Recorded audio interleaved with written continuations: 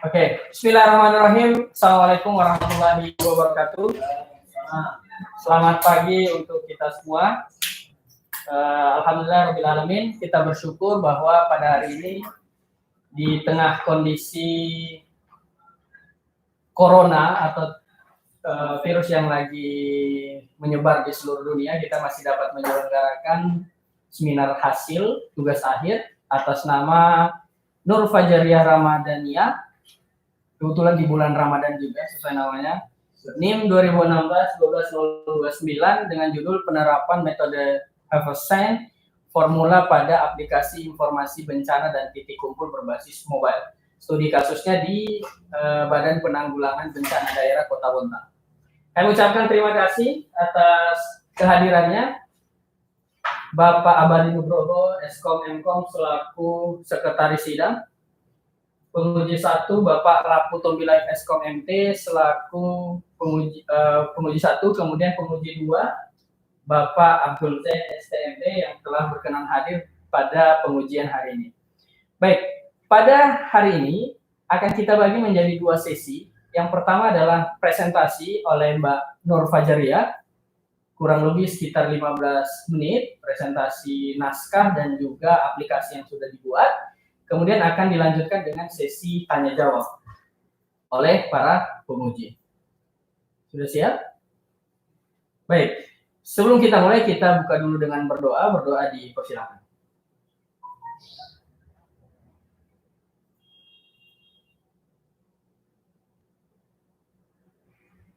Berdoa selesai, kepada Mbak Nur Fajariyah kami berikan kesempatan. Silakan. Bismillahirrahmanirrahim. Assalamualaikum warahmatullahi wabarakatuh. Terima kasih atas kesempatan yang diberikan kepada saya. Perkenalkan, nama saya Nur Fajariyah Ramadhaniyah. Saya akan mempresentasikan mengenai penelitian saya berjudul penerapan metode Havelsan formula pada aplikasi informasi bencana dan titik kumpul berbasis mobile, studi kasus di BPBD Kota Bontang. Terima kasih telah mempersilahkan saya presentasi. Yang terhormat Bapak penguji 1, Bapak Rapu Tombilai Eskom MT, Bapak penguji 2, Abdul Zain STMT, Bapak pembimbing utama yaitu Ridmati STMM, yang kedua pembimbing pendamping Abadi Nugroho Eskom Mkom. Selanjutnya saya akan membahas sebanyak 13. Yang pertama latar belakang, yang kedua rumusan masalah, yang ketiga batasan masalah, yang keempat tujuan penelitian, yang kelima manfaat penelitian, yang keenam metode penelitian, yang ketujuh kerangka pemikiran, kedelapan use case diagram, yang kesembilan activity diagram, yang ke-10 sequence diagram, yang ke-11 entity relationship diagram atau IRD, yang ke-12 metode formula, yang ke-13 demo program. Selanjutnya saya akan membahas mengenai latar belakang. Latar belakang ada 2. Yang pertama, kurangnya informasi dan kesulitan dalam mencari tempat yang aman untuk berlindung dari bencana. Yang kedua, banyaknya berita atau informasi bencana yang tidak dapat dipertanggungjawabkan sumbernya. Selanjutnya, rumusan masalah, yaitu bagaimana merancang aplikasi informasi bencana dan titik kumpul dengan metode Havelsan formula yang berbasis mobile yang dapat memberikan informasi bencana dan informasi mengenai titik kumpul di Kota Bontang yang dapat dipilih pengguna ketika bencana terjadi. Selanjutnya, batasan masalah. Yang pertama, aplikasi informasi bencana dan titik kumpul ini hanya dapat digunakan pada sistem operasi Android. Yang kedua, pengguna smartphone Android yang menggunakan aplikasi ini harus mengaktifkan GPS dan koneksi internet. Selanjutnya, tujuan penelitian.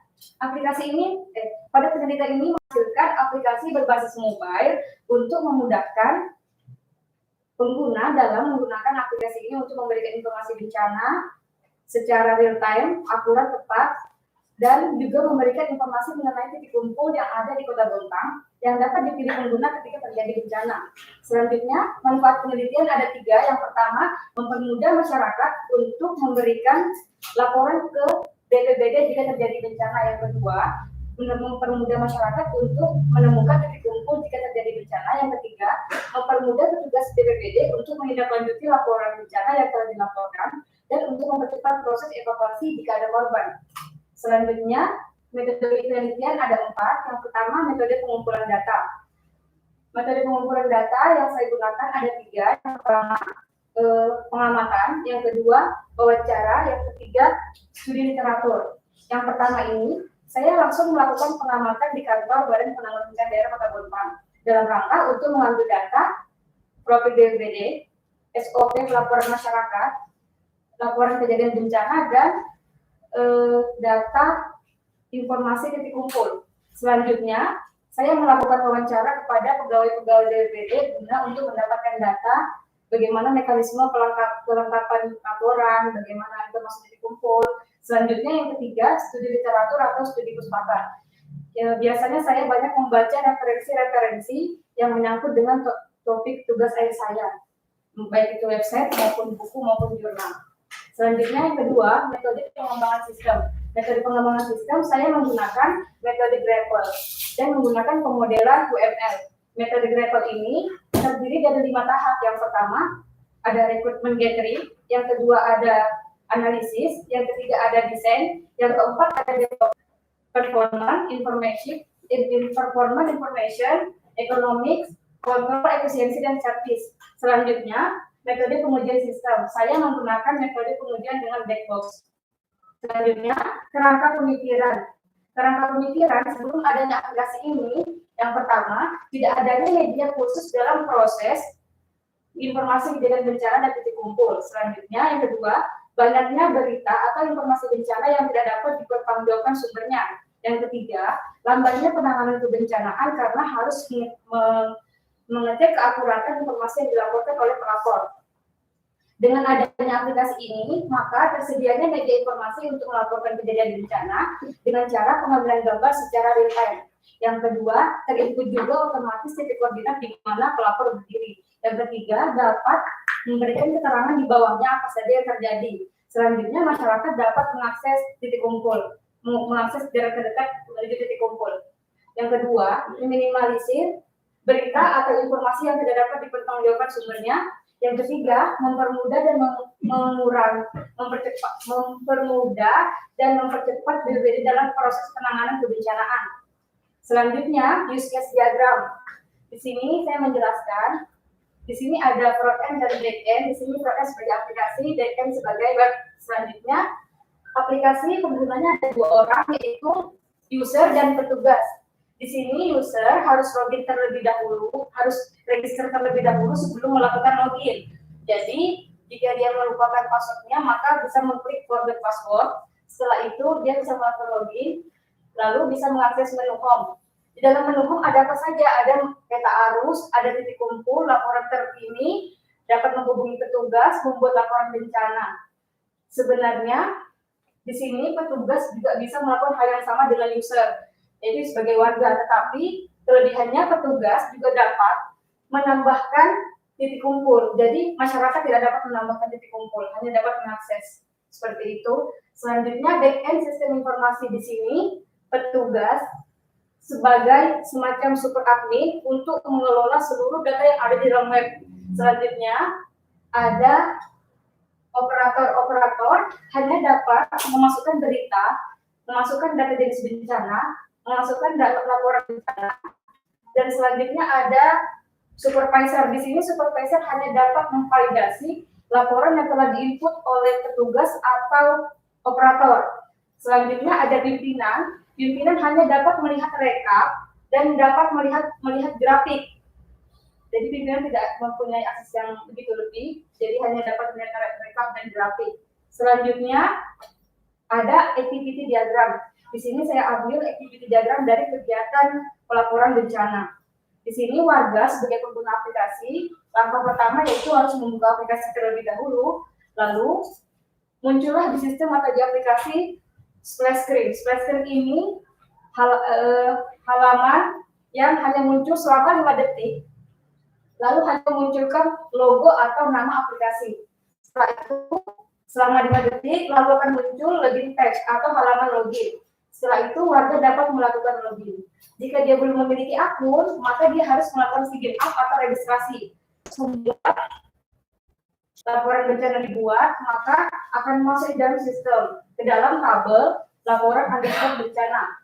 Selanjutnya, petugas di sini memvalidasi laporan yang input oleh warga tadi. Apabila laporannya sudah benar, maka akan tervalidasi. Apabila laporan tersebut salah atau diduga tidak benar, maka petugas boleh mereject laporan tersebut atau menghapus. Seperti itu. Lalu sistem atau aplikasi dapat mengupdate status di dalam tabel laporan underscore bencana. Selanjutnya, square diagram ini ada aktor yaitu warga dan sebagai petugas. Di sini warga harus memiliki akun. Jika belum memiliki akun, maka dia harus melakukan sign up atau registrasi. Jika dia sudah memiliki akun, maka dia boleh mengedit laporan bencana. Jadi muncullah form laporan bencana. Setelah itu petugas melihat laporan bencana tersebut, lalu memvalidasi. Jika oke, maka validasi laporan bencana harus diupdate. Maka di update-nya situ harus muncul laporan tervalidasi. Lalu setelah itu, jika dia tidak tervalidasi, maka petugas boleh menghapus laporan bencana tersebut.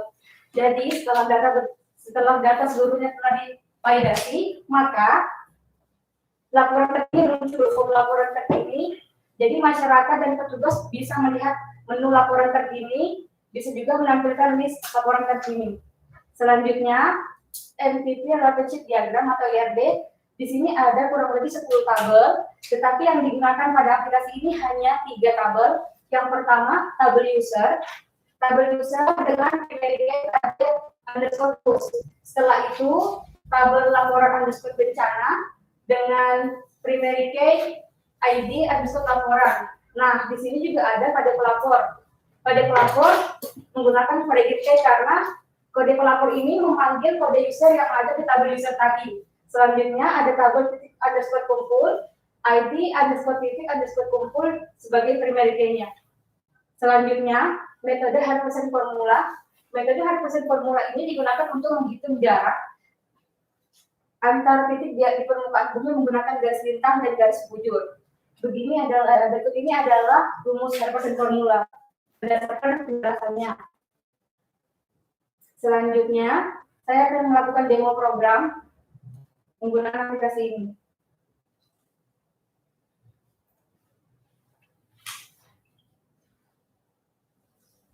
Di sini saya akan meremote menggunakan AnyDesk.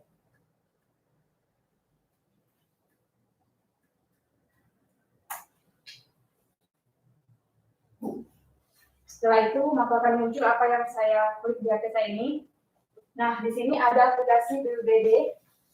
Setelah itu, kita masuk ke aplikasi informasi bencana dan titik kumpul. Pada menu yang pertama, setelah kita melakukan login, kita harus login terlebih dahulu. Pastikan passwordnya. Setelah itu kita masuk ke halaman home. Maka ada 4 menu. Yang pertama peta arus.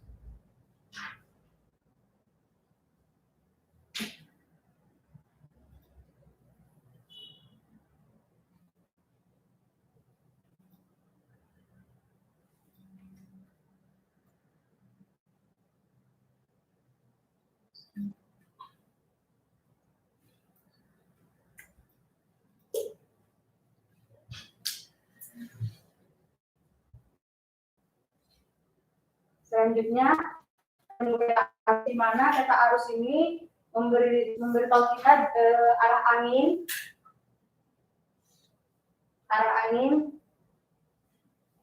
suhu, kecepatan angin. Kita bentang berada di antara ketiaknya. Seperti ini. Jadi ada muncul tuh di bawah ini koordinat kecepatan arah angin. Di sini arah angin. Pakai jaringan apa? Pakai jaringan apa?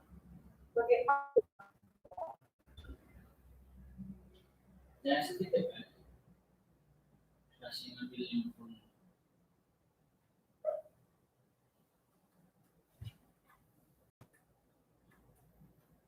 Ini lama-lama. Setelah itu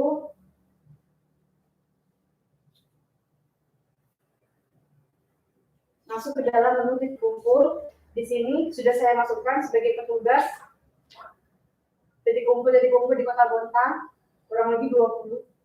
Selanjutnya, kita bisa menambahkan data. Di sini sudah termasuk alamat dan kode yang kita berdiri sekarang. Lalu kita boleh mengambil foto dan memberikan keterangan serta nama titik kumpul, lalu menyimpan data tersebut. Jadi itu bukan Pak? Iya. Nama titik kumpul kita. Nama titik kumpul itu dari tadi kita tulis sendiri. Tulis sendiri. Setelah itu kita melakukan foto. Oke. Maka akan muncul simpan data tadi.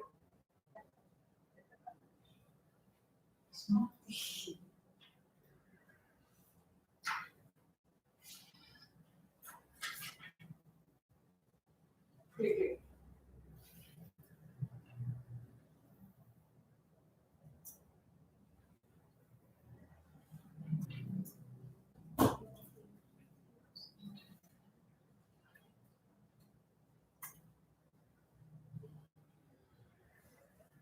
Ini sudah, lalu simpan data. Data berhasil ditambahkan, maka akan muncul di bawah ini kampus titik. Karena kita berada di sini, maka titiknya 0,0 km. Setelah itu menu laporan terkini, kita bisa menginput laporan-laporan kegiatan sebuah bencana. Sebagai pelapor, kita boleh memfoto, lalu memasukkan data seperti ini, maka akan muncul. Lalu kita pilih jenis bencananya apa yang mau kita laporkan, seperti itu. Lalu kita mengambil foto. Jadi fotonya tidak dapat diambil di galeri, jadi fotonya secara real time. Setelah itu, BPD untuk menghubungi, misalnya sudah tidak dapat lagi untuk menangani, langsung bisa menghubungi kontak-kontak yang ada di dalam aplikasi ini. Selanjutnya ada halaman home. Halaman home ini kita hanya dapat melihat seluruh laporan yang sudah diupdate dan seluruh titik kumpul yang ada di dekat kita, seperti itu. Seperti ini muncul semua. Sudah. Di sini ada tombol button Save Report, gunanya untuk apabila masyarakat malas untuk menekan tombol menu-menu, maka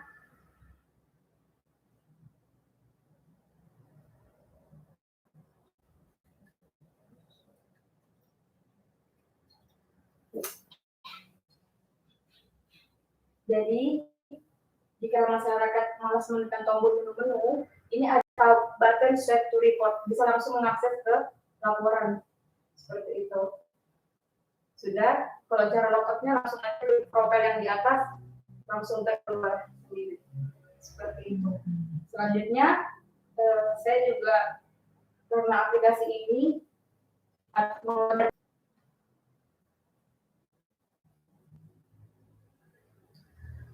jadi di dalam web ini hanya tabel user yang dikelola.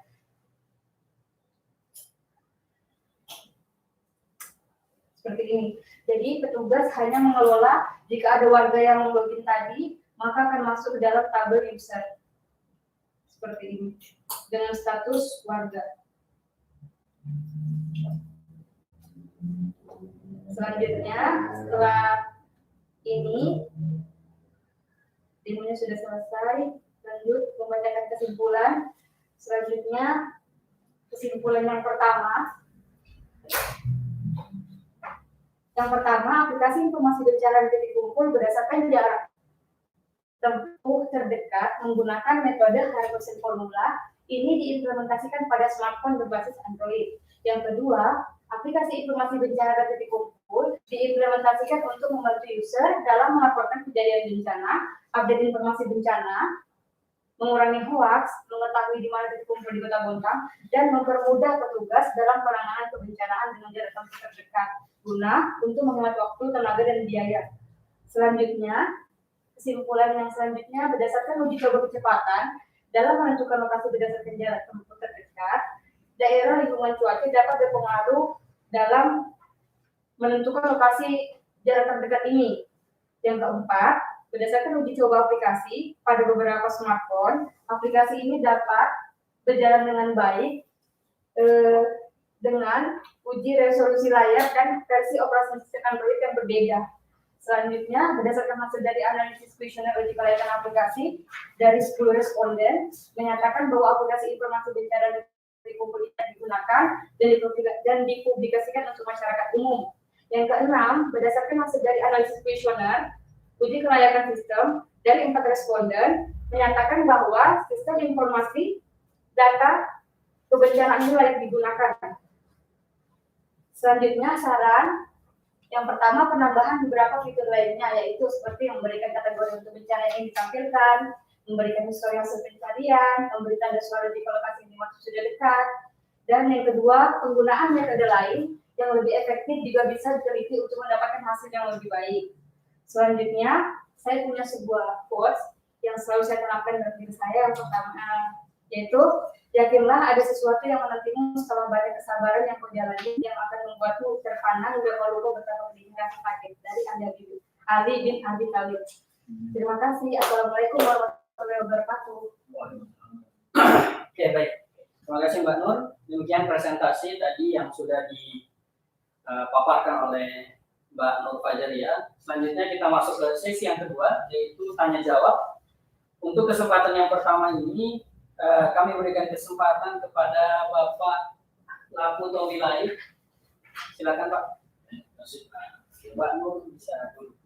Juga terima kasih kepada Pak Majelis yang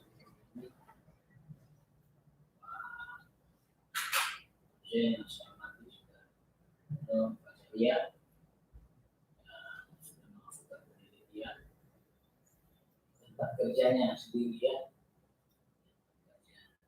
Jadi tempat pekerjaan ini kan mungkin melihat bahwa di sana belum ada aplikasi. Kalau memang sudah ada itu berarti pengembangan, tapi kalau baru itu baru pengembangan ya.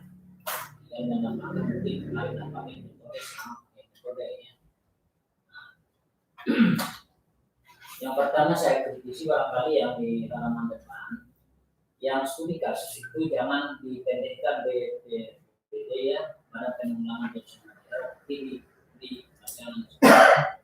Kalau orang awam bacanya itu kan nggak tahu gitu ya. Kalau dia tidak bisa berisiko atau ya.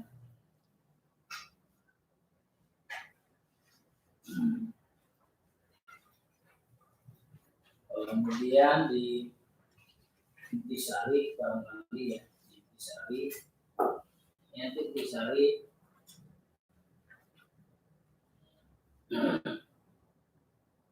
ya di yang diperhatikan adalah 3 bagian di dalamnya, yaitu ada latar belakang ya, misalnya di situ, lalu kemudian metode yang digunakan, lalu hasil ya. Hasil itu didapat dari kesimpulan. Ya. Melihat perencanaan tugas ini diharapkan dapat membantu pengguna, diharapkan membantu. Jadi yang dimasukkan tadi harusnya yang kesimpulan tadi ya, apa yang sudah didapatkan. Nah tadi di kesimpulan juga, dan ini di kuesioner yang dilakukan itu tidak valid. Itu hanya 4 responden. Harusnya lebih banyak orang pakai. Ini kan masyarakat yang pakai. Dicoba dulu ke masyarakat, namanya seperti itu ya, dan berapa nanti ada teman-teman mau jadi kasih, ya kan? Kalau hanya mau cepat itu tidak valid, tidak benar ya. Nah ini harus kamu paham juga yang metode Eversign ini ya. Ini fungsinya untuk apa di dalamnya? Ya. Ada kamu bahas di sini, ya. Fungsinya untuk apa? Eversign ini apa fungsinya? Metode ini apa sih? Apakah dia mengklasifikasi? Apa ini ada di kelas teori?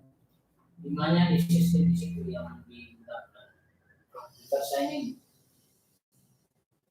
dalam sistem di mana di dalamnya bisa diketahui pakai Eversign ini. Kodingannya. Di situ ya, itu harusnya nanti dijawabkan di pembahasan mulai banyak yang Eversign juga.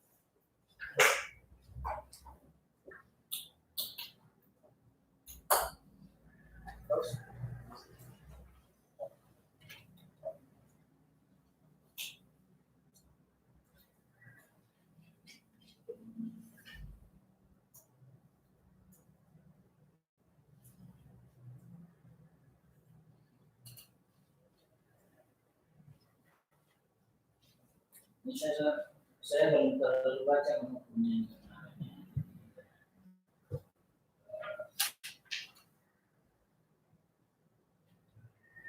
Ini sudah ada di sini ya. Di naskah di 106 Pak. Ada ya. Ini ada di 105, 106. Nah, ini kan soal ini kan habisnya ya. Dia mengambil data di lapangan pakai drone itu dan dititikkan di situ. Ini yang harus diuji juga. Berapa akurasinya ya lah seperti itu.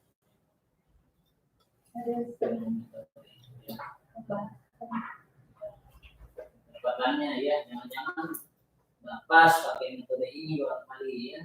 Tapi literatur yang kamu baca rata-rata ketepanannya berapa persen ya. Nah, di literatur yang sebelumnya kamu baca nanti dia tanya lagi. Kemudian di halaman berapanya 45. Di halaman 45 ini kan ada sistem yang sedang berjalan. Nah, di situ ada yang poin 2, FOD sistem yang akan diusulkan. Nah, itu tertempatkan di rancangan. Bukan lagi di sini, tapi kan di sini yang kita bahas ini adalah sistem yang sedang berjalan. Boleh digambarkan dalam bentuk FOD atau dalam proses bisnis. Boleh ya. Flowchart juga boleh, tapi kan yang bagus itu pakai proses bisnis dan juga pakai FOD. Ini kan bahas di sini. Ya, di sini ada gambar panel pol begitu ya. Nah, dengan adanya kejadian-kejadian itu ya, ada orang misalnya RT yang menghubungi orang desa itu atau langsung ke tempat itu ya, melalui apa dicatat apa gimana. Itu prosesnya. Kelemahan sistem kan sebenarnya. Nah, kamu pakai kode di sini, tapi di landasan teori juga nggak ada. Di situ kamu bahas UML semua nih. Di landasan teori nggak ada. Nah, kita suka juga teori-teori. Siapa tahu kamu salah. Yang kalau proses bisnis yang apa namanya yang manual, bedakan dengan yang komputerisasi.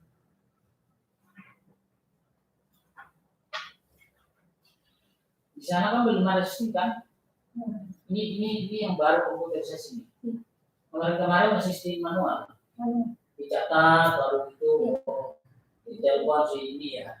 Pakai radio.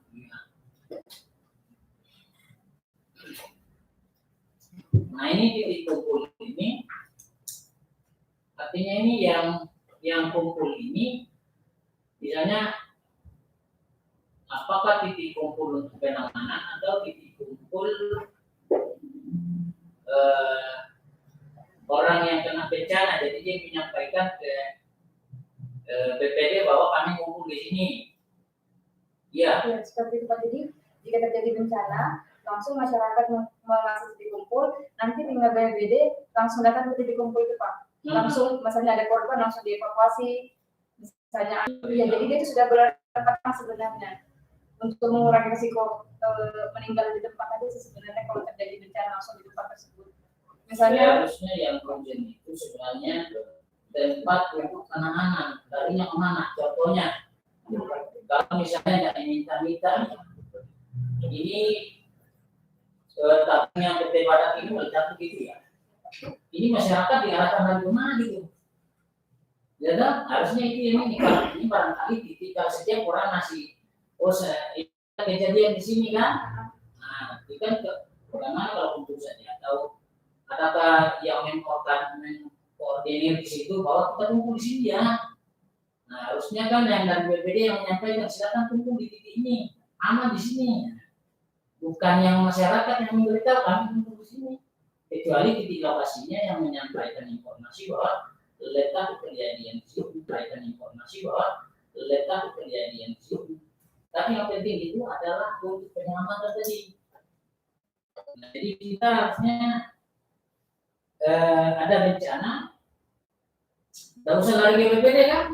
Harusnya lari ke situ, ya kan? Di titik ini, jadi masyarakat ada di situ.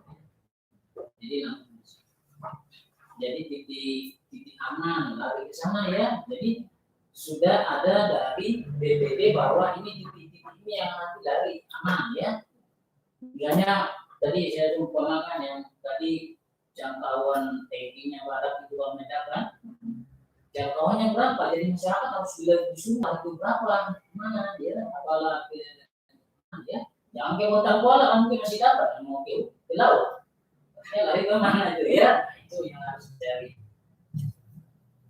Nah ini bagus sekali karena nanti masyarakat kan biasanya itu bingung. Tsunami aja langsung tsunami ya. Tsunami itu kalau ada itu kan orang kecil-kecil. Siksa sana kemari supaya dia yang nabrak sendiri dirinya kan. Tapi tidak tahu cari.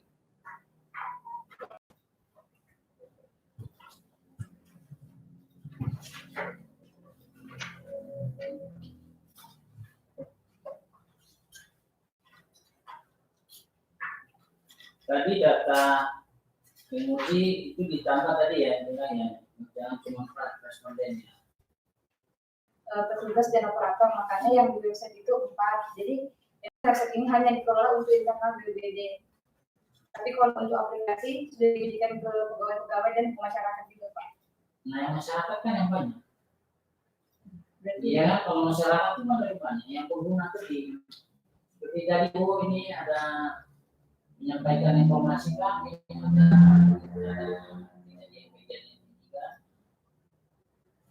jadi kembangnya aplikasi ini masih belum di-online kan. Jadi masih harus menggunakan lokalhost dan jaringan internet saya. Tapi kan harusnya kan ini kan informasi ini dulu deh ya. Iya, Pak. Informasi bencana dan TV. Nah kalau di offline kan dia orang situ aja yang tahu, padahal di tempat BPD itu kan ya kalian sendiri yang tahu, kita ini masyarakat yang dibantu di contohnya saya lah yang nggak tahu saya lari kemana nih apa kejadian itu. Kalau informasi apa sih, apa bencana apa sekarang ini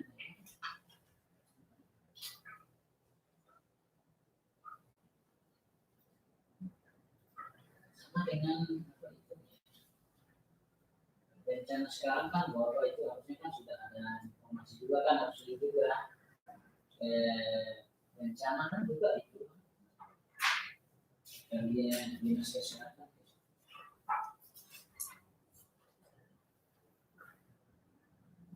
Aplikasinya ini kamu bikin sendiri ya? Alhamdulillah bikin sendiri, Pak. Ya, Bikin sendiri. bikin sendiri. Disuruh di baru juga udah tahu sendiri kan. Ini bagus. Sekarang mau saya dibantu, bantunya berapa? Dapat selesai. Nah, yang nggak bikin aplikasi sendiri hati-hati ya. Nah, kemudian ya, karena masih ada gambar yang diberi penjelasan ya. Contoh ya di use case itu gambar diagram use case saja. Nah, ada use case apa ya?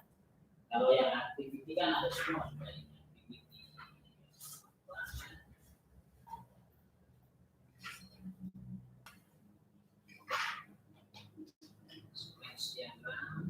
Kelas diagram ada karena pakai ini. Jangan pakai kelas dan belum sempat. Dia pakai Pakai ini gayanya RT. Rencana itu ya. Harusnya kalau sudah ada kelas diagram kan lebih. Atau yang kelas diagramnya kamu jadikan apa? Kemudian yang pengujian juga jangan yang diterima semua, misalkan yang ditolak ya, masukkan apa itu login yang salah ditolak ya. Anda masukkan login yang salah diterima juga, atau isi data angka harusnya diisi angka kok diisi huruf kok diterima ya. Datanya kan mungkin diterima semua ini karena melihat seniormu yang ada ya. Iya, contoh saja. Pak Yani coba nggak? Coba. Ya, Pak Yani. Ini harus Mas kamu tuangkan di sini. Siapa yang ini? Oh, ada kan namanya di sini? Ada desainer. Ada Pak. Ada Pak Yani. Ada Pak Yani. Ada bilang-bilang. Ini nggak ada tanda tangannya. Nggak pakai. Kamu isi sendiri. Oh yang tanda ini ada tanda tangan. Insya Allah amanah. Ya ada kesulitan saya. Kalau laporan sudah mantap. Mungkin membaca panduan. Ya. Kalau rajin membaca panduan, saya kira pasti. Beberapa mahasiswa yang saya coaching melalui online ini, lebih aktif karena mahasiswa yang sudah online. Kebanyakan tidak membaca panduan. Ya, jadi kalau tidak baca panduan, nomor halaman ketahuan kalau tidak baca panduan. Halaman, taruh yang sembarang ya, jenis hurufnya. Oke Pak Rio, terima kasih. Ya, kuncinya nanti belajar lagi ya sebentar di kemudian. Saya belum masuk di aplikasinya ya. Karena kamu bikin sendiri ya. Nanti baru diuji di pendanaan aja Pak, codingannya. Codingan. Oke, terima kasih Pak. Oke. Baik, terima kasih Pak Laputo Wilayuk. Kita lanjut ke penguji 2. Kami berikan kesempatan kepada Bapak Abdul Zaid STMP untuk memberikan komentar, saran dan sebagainya. Silakan Pak. Saya kira ada dokter. Ya, insya Allah dapat memberikan Pak Abdul jadi dokter setelah nikah lagi. Anda jaminkan itu. Bapak di bawah. Silakan Pak. Oke, terima kasih Pak Rio. Ya, menurut Maria, tetangga saya. Oh, itu kan. Yang timur tadi. Oh. Kami atletik inovasi. Mau promosikan ya? Sampaikan dulu. Oke, karena nanti ya, sama saya di tadi kirain nggak puasa karena tadi presentasinya cepat sekali Pak. Iya. Sangat semangatnya. Iya. Apa semangat atau lagi? Saya kira habis itu langsung ada sesama pesan itu udah di mana? Tadi kita ada spasi sampai saya lupa tadi ngikutinya. Dia memang badannya aja yang kecil. Mulai kalau kecil-kecilnya nanti Dia kan kecil tapi kan beda-beda Pak. saya sudah lama. Dia sering siram-siram kebakaran yang kemarin. Kayaknya kalau ini dia yang lagi itu ya. Jadi saya mau cocokkan apa yang dipresentasikan sama yang ada di laporan. Jadi saya nggak bisa ikuti karena terlalu cepat gitu. Jadi bingung juga Pak. Tapi kalau ada beberapa yang saya coba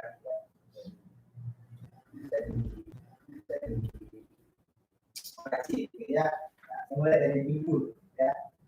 Jadi ya. Jadi judulnya itu adalah penerapan metode offsite pada aplikasi informasi bencana dan kumpul berbasis mobile. Ya, seakan-akan isi laporannya itu didominan di metode offsite yang kita bahas. Tapi ternyata di dalam laporan di tulisannya aja hanya satu paragraf yang dibahas metode offsite-nya. Ya. Paragraf aja ya. Jadi tidak terlalu banyak. Jadi saya masih bertanya-tanya, gimana sih metode persen? Bertanya-tanya, gimana sih metode persen? Mau cari lagi di bab 3. 3 harusnya di bab 3 itu kan itu adalah bacaan. Bahaslah harusnya ada pembahasan metode persennya tadi. Secara manual pada tidak. Ya. Bagaimana Pak? Ya, Ada Pak di pembahasan. di bab 4. Iya Bapak. Yang bab 3 untuk perancangannya. Itu kalau di bab 4 saya contohnya di aplikasinya aja, penggunaan aplikasinya. Nah, sedangkan isi kan ini kan metode persennya nggak kelihatan tuh. Ya kan nggak kelihatan di aplikasi kan. Yang kelihatan yang kelihatan itu aplikasinya. Itu yang tonjolkan. Makanya saya agak kritis di nah, kalau misalkan kita tonjolkan aplikasinya, taruh di bawah metode yang lain seperti saya, kan? Tapi yang kita tonjolkan adalah aplikasinya untuk informasi bencana. Nah, jadi kayak terpengaruh tadi dengan itu. Jadi kalau mau ditunjukkan aplikasinya, maka judulnya itu adalah aplikasi informasi bencana yang full dengan metode saya. Jadi metode itu saya bicara saja. Jadi jangan di tempat yang paling atas, sehingga seakan-akan metode persennya yang menjadi dominan. Ya, itu dari dulu ya. Oke, terus yang kedua, intisari.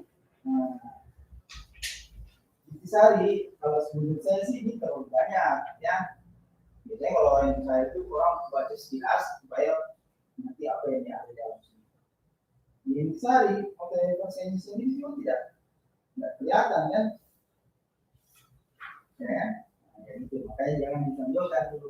Ini dulu materi persennya ada di bawah aplikasi.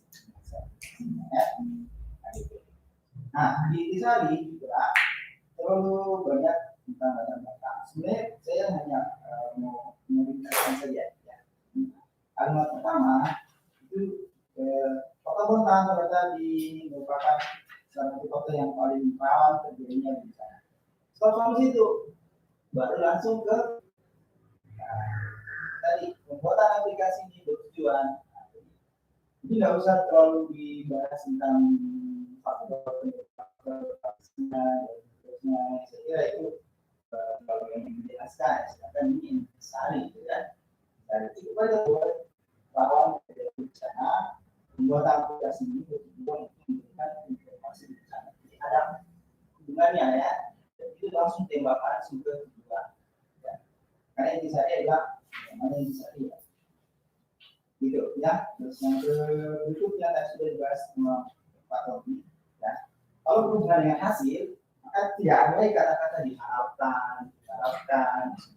Masalah itu tulisan itu kan, sehingga diharapkan, ya kan? Orang yang dicari itu menggambarkan hasil, ya. Jadi tidak ada kata-kata diharapkan, ya. Jelas ya. Masih mimpi dia di Ya. Gitu.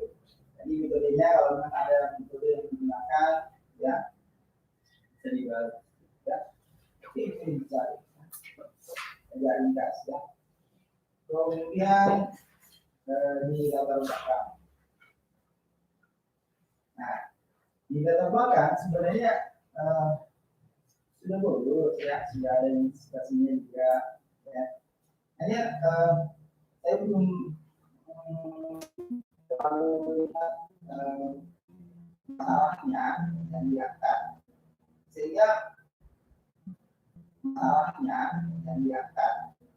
sehingga judul ini aplikasi yang menjadi penting untuk diangkat.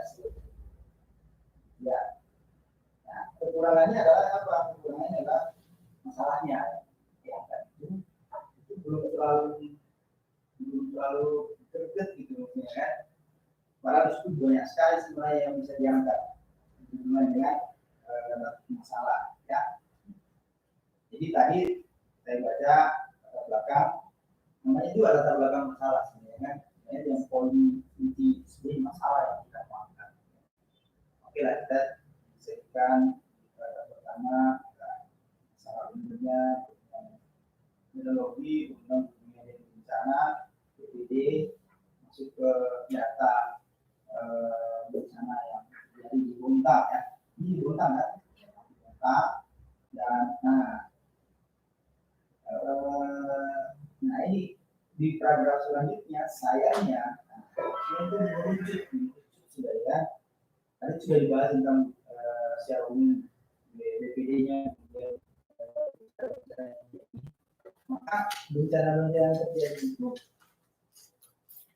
yang selama ini itu harusnya diangkat dalam satu paragraf yang bisa kamu angkat bahwa masalah yang selama ini terjadi itu bencana itu bagaimana caranya tim BNPB-nya itu bisa mengurangi dampak bencana, menekan korban jiwa, kan?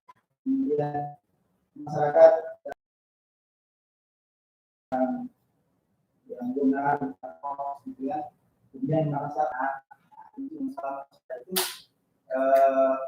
ada di dalam satu program, sehingga kalau masalah itu kita mengangkat tidak menggunakan bahwa penting yang kita sendiri, karena masalah-masalah ini terjadi di sekitar kita.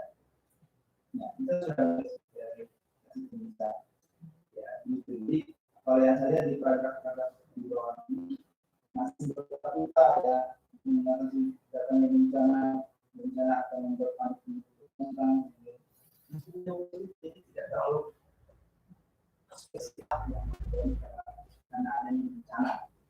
Nah itu ya.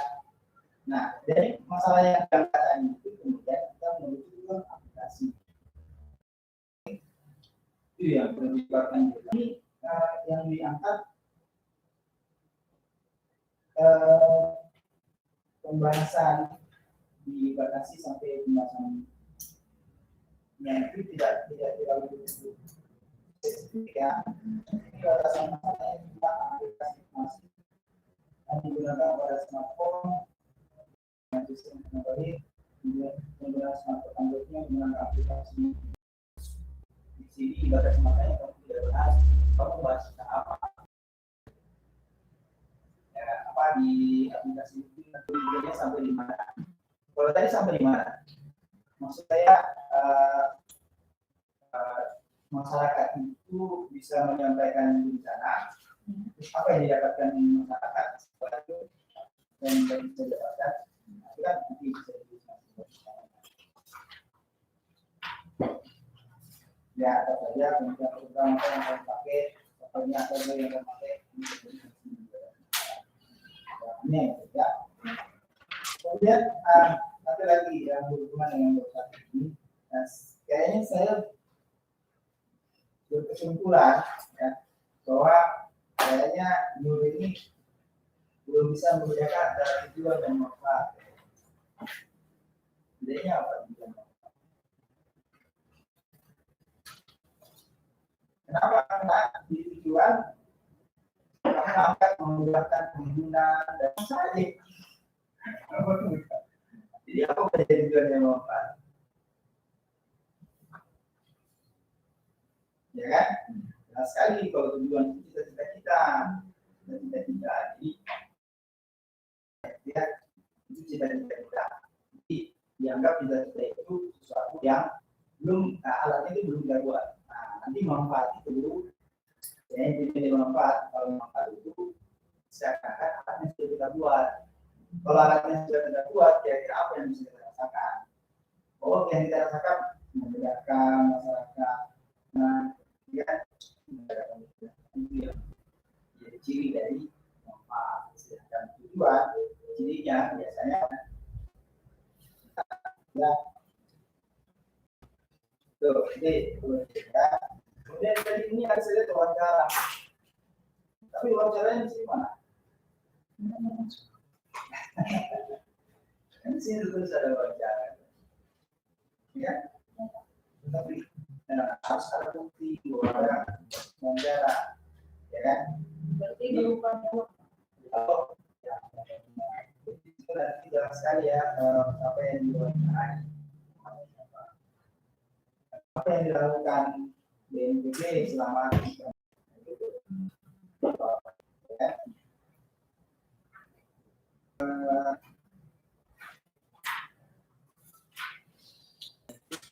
Ya sebenarnya ya itu yang harusnya dimasukkan di belakang ya.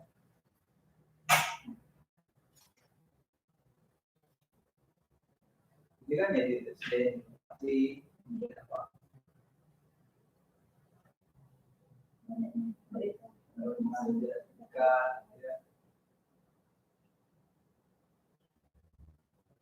apa tidak ada media khusus dalam proses informasi dapat penanganan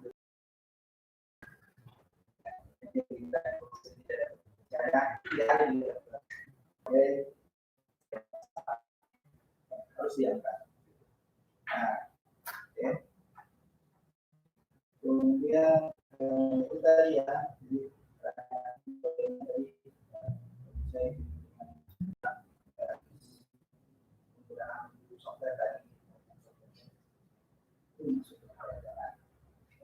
24. Ini saya ada apa? Ini 9 ya. 9 contoh. Dan di sini ada jarak saya, ada jarak Google. Terus ada sisinya, main sisinya. Nah, ini ya kan? 1 kilometer itu jauh gitu ya. Dia 1 kilometer 1,2 lebih ya, 1,4. Ya. Perlu evaluasi dan penggunaan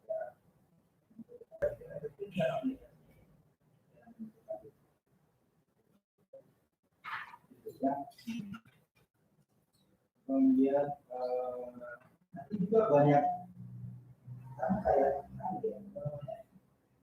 banyak aplikasi yang device yang kamu gunakan untuk mengetes aplikasinya ya. Itu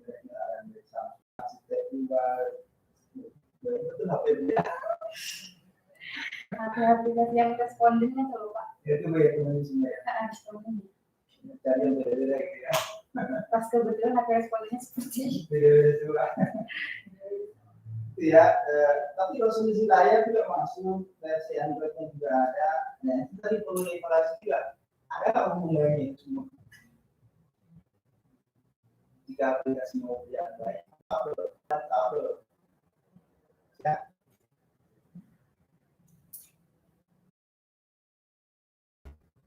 Ada kemudian aplikasi, ini tidak perlu dibuat. Ya. Karena kalau itu dibahas ini sebenarnya kalau misalkan mau dibahas ini sebenarnya kalau misalkan mau dibahas itu analisisnya nggak kayak gini. Analisis itu pakai aplikasi Express misalkan ya pakai itu karena berhubungan dengan data ya. Valid atau tidak validnya itu nanti diolah oleh aplikasi juga gitu kan. Sehingga ya, kalau membahas itu panjang jadinya kan. Ya, oke. Kemudian untuk kesimpulan, kalau banyak kesimpulannya, berasal dari kesimpulan sekali lagi itu harus dengan bersama. Nanti patokannya yang salah tadi dalam bentuk pertanyaan kan? Ya kan? Ya, karena jawabannya di kesimpulan. Menjawab nanti. Ya. Oke. Oh, iya. Baca semua ya. Baik, terima kasih Pak Brigjen. Sudah diinfo Kominfo, kami persilakan. Terima kasih atas waktu yang diberikan. Jadi sebagai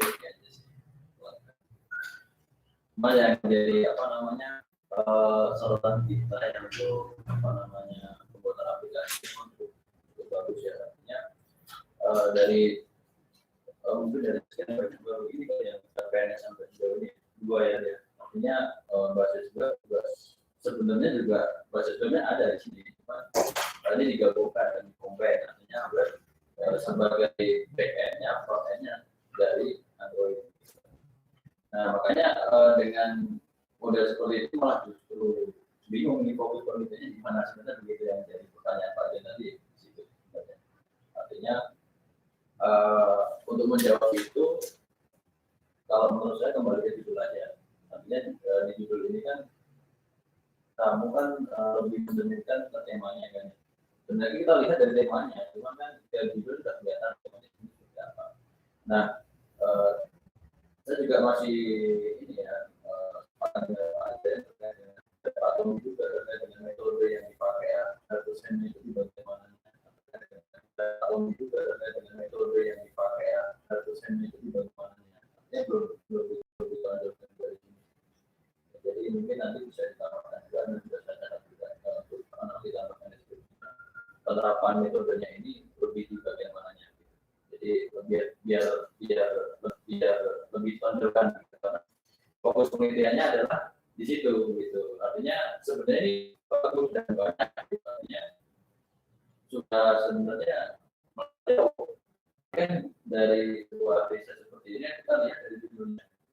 Makanya beberapa peneliti itu menilai ini judulnya ini penulisnya di bagian mana, metodenya ditaruh di mana. Itu mungkin nanti bisa diperlihatkan lebih detail lagi. Metodenya ditaruh di mana. Itu mungkin nanti bisa diperlihatkan lebih detail lagi. Karena dasar masalahnya juga sama ya. Yang mungkin nanti bisa dilihat ditampilkan lagi, terutama di bagian terkait dengan pentingnya dilakukan penelitian ini. Seperti yang disampaikan oleh Pak Jen tadi. Nah, kemudian yang kemarin saya juga tanyakan terkait dengan ini jumlah responden kan. Nah, artinya nanti untuk jumlah responden ini sebenarnya hanya untuk mengukur terkait dengan penerimaan aplikasi saja. Ini tidak sampai mengukur terkait dengan efektivitasnya, mengukur terkait dengan saya kira ini penelitiannya kategorinya NND. Jadi lebih ke perancangan, kemudian penerimaannya dari sini masyarakat bagaimana, kemudian dari penggunaan sistemnya seperti artinya penggunaan itu tidak hanya masyarakat, tapi melibatkan dari internal juga. Artinya itu juga perlu diuji dan perlu dilampirkan juga bukti dari pengujian pasien. Ini tidak hanya sekedar sedikit saja respondennya, dan yang ditambahkan di sini adalah semua cenderung dari pengguna biasa, artinya dari level penggunanya belum ini. Artinya kalau melanjutkan dari pasien tadi, kalau memang itu lebih ke penerimaan ya sebenarnya penentuan jumlah responden itu juga harus diperhitungkan. Kenapa kamu memilih jumlah responden sejumlah itu? Apa pertimbangannya dan sebagainya? Dikembalikan aja sesuai dengan tema utama. Artinya lebih ke penerapan metodenya aja. Artinya biar nanti tidak lebih panjang. Lebih ke penerapan metodenya aja. Artinya biar nanti tidak lebih panjang. Mungkin itu sudah saya. Nanti tidak ada tambahin sama Pak. Terima kasih. Oke, jadi terima kasih Pak Wali dan para penguji. Memang penelitian ini kalau kita lihat dari jumlah halaman cukup tebal, karena memang aplikasi kalau dibuat itu berbasis client server atau yang tadi sudah disampaikan Pak Badi, webnya di backend dan juga frontend di mobile memang cukup banyak. Ini bahkan lampirannya juga cukup banyak, tapi kan tidak termasuk. Nah, dari saya yang pertama, atau sebenarnya pengujian ini memang saya sarankan memang untuk dimasukkan dengan menggunakan kuesioner seperti itu. Kenapa? Karena sebagai memang tidak menggunakan statistik dan lain-lain, karena di pengujian sistem informasi itu ada sendiri, dan juga tergantung dari jenis pengujian yang dilakukan. Kalau yang dilakukan ini kan jenis pengujian untuk mengukur fungsionalitasnya dengan menggunakan blackbox. Tetapi betul yang tadi disarankan Pak Tobi, bahwa jangan dicoba yang berhasil semua. Jadi harus dicoba juga untuk mengetahui penanganan kesalahan yang ada di dalam program. Jadi kalau semua berhasil,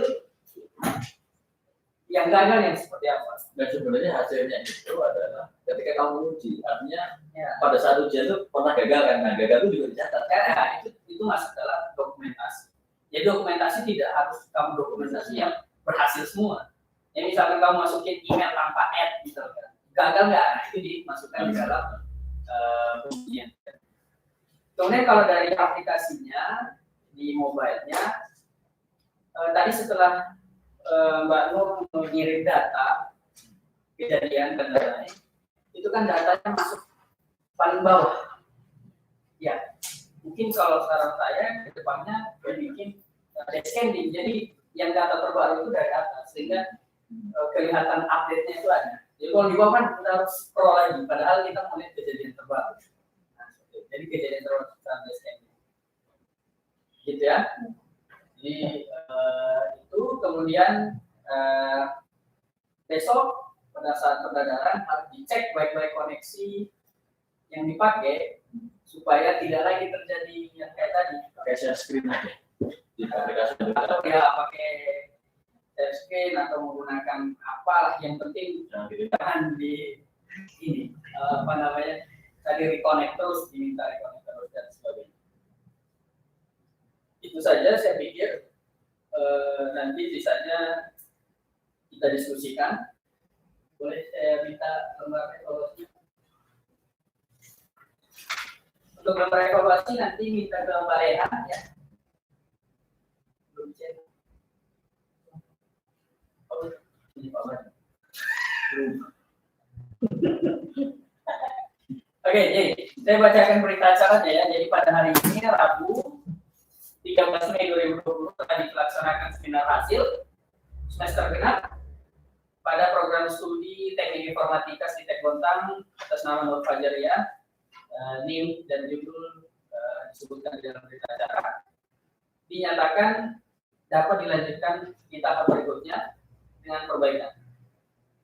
Oke, kemudian semua hasil perbaikan nanti ditampilkan pada saat pendadakan dan juga nanti didemokan ulang programnya. Yang tadi karena ada perbaikan program tadi, walaupun hanya descending. Nah, nanti kita lihat visualnya. Silakan dipersiapkan waktunya. Penguji minta berapa lama? Ya, ini kan kebanyakan di tulisan ya. Ada yang memang harus dihilangkan dan ada yang harus ditambah. Tapi kan kita Karena berhubung kita itu masuknya kemungkinan di awal Juni. Usia baru stabil itu di awal Juni. Jadi kalau minggu depan kalau nggak sempat ya, minggu depan nggak bisa. Minggu depan itu udah. Nah, kalau nggak di bulan Juni. nah kalau nggak nanti Kalau nggak di bulan Juni. Ya, oke. Terima kasih kepada. tapi itu ada nanti presentasinya jam 10.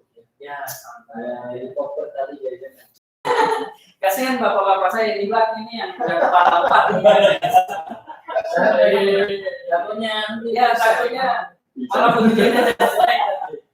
banyak bisa pada kita. Ya, Ya,